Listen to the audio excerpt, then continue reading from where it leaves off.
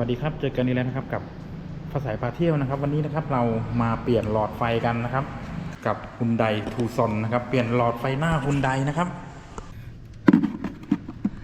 นี่ครับเราต้องเอาตรงส่วนนี้ออกมาก่อนนะครับ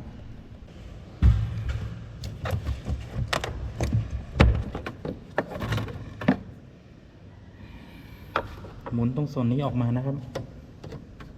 ตรงส่วนนี้ออกมานะครับก็จะเจอขั้วหลอดไฟถอดขั้วหลอดไฟออกมาก่อนนะครับก็เป็นขั้วหลอดไฟ H4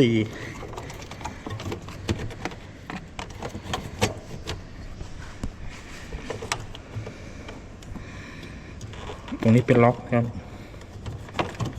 กด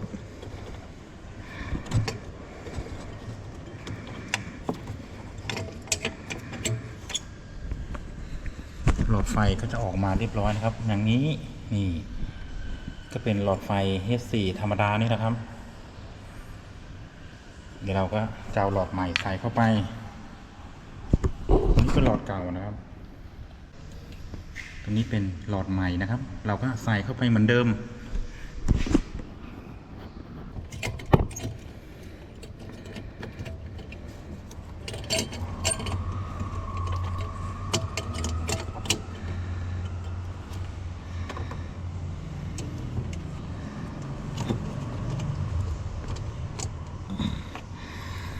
นี่ครับเราก็ใส่หลอดใหม่เข้าไปแล้ว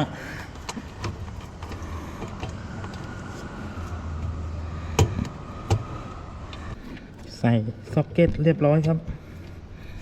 เห็นไหมครับง่ายๆเลยนี่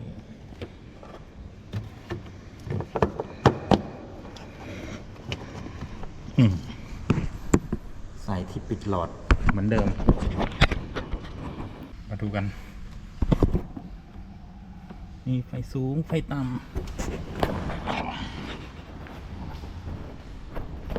แม่เรียบร้อยแล้วครับใช้ได้ครับเมื่อกี้ไม่ติดนะครับตอนนี้ติดเรียบร้อย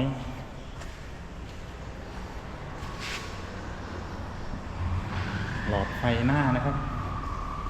เปลี่ยนเรียบร้อยครับโอเคเลยหลอดไฟนะครับก็เป็นหลอด H4 นะครับจะเป็นหลอด H4 ธรรมดาหลอด H4 60-55นะครับ